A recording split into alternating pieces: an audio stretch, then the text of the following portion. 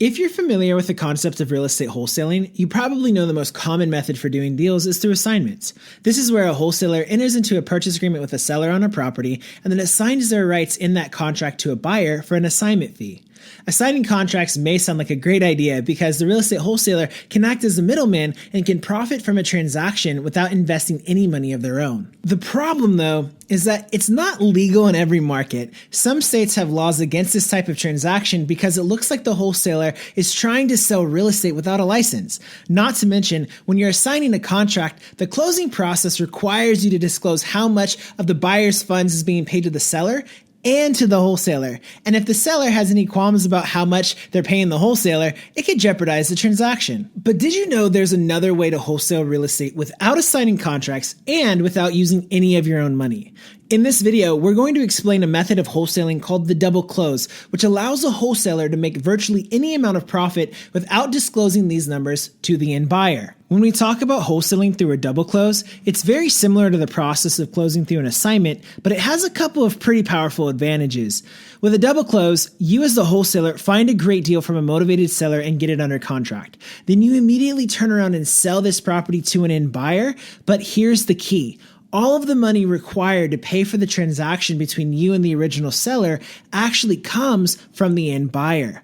This is called single source funding. Let me give you an example. Say you have a motivated seller who wants to sell you their property for $25,000. You agree and you both enter into a purchase agreement at this price. We'll call this our A to B transaction. After the paperwork is signed, you then send out this same property to your buyer's list asking for a slightly higher price of $30,000 and you find an interested party who agrees. Now you enter into a second purchase agreement between yourself as the seller and this new buyer. We'll call this our B2C transaction. Next, you're going to send both purchase agreements from the A to B transaction and the B2C transaction to an investor-friendly title company, informing them that you'd like to do a double close. If they're familiar with this type of transaction and comfortable doing it, they'll be happy to service the closing for you. On the surface, this may sound like a fairly straightforward process, but there are some important things to understand if you're trying to wholesale through a double close. For starters, not all title companies are investor friendly. A double closing is a bit more sophisticated and complex than your typical one-off purchase of a single-family home. Because these transactions aren't the norm for most title companies, you may find that some closing agents will simply say it can't be done.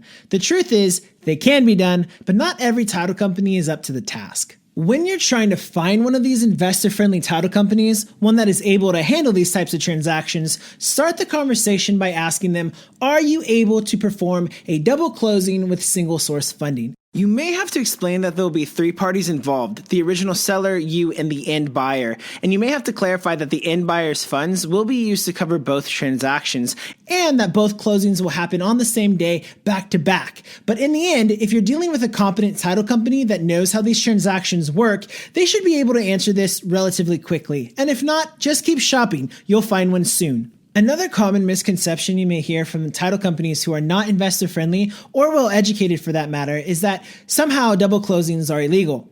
Double closings are not illegal, nor are they unethical. They happen every day in a way that is honest, professional, and profitable. However, something that is illegal is loan fraud, which has unfortunately been misidentified by some as double closings. Loan fraud happens when an investor, appraiser, and mortgage broker work together to prepare fraudulent loan documents and a bogus appraisal, which the bank then uses to provide funding for the deal. The end result is that the end buyer overpays for a property, and the lender's collateral isn't worth nearly what they thought it was. For this reason, double closings are much easier to do when the end buyer is paying for the property with cash. No bank financing involved. This will allow you to sidestep all of the red tape involved with a bank finance deal, and the title company will have a much easier time with the logistics and paperwork as well. As we previously mentioned, if you're working with a competent title company, they are going to schedule both closings to occur back-to-back on the same day. Going back to our example, when you wholesale through a double close, on closing day, you are actually going to conduct the B2C transaction first between you and the buyer for $30,000. This is when the end buyer's funds are deposited in escrow. Soon after, you're going to conduct the A to B transaction between you and the original seller for $25,000, and the title company is going to use the $30,000 in escrow from the end buyer to pay the $25,000 to the original seller, to cover all closing costs, and then the difference will be paid to you as the wholesaler. Pretty cool, right? Now, just to make this abundantly clear, there are two different transactions taking place almost at the same time. Purchase agreement number 1 is between the original seller and you for $25,000. This is the A to B transaction.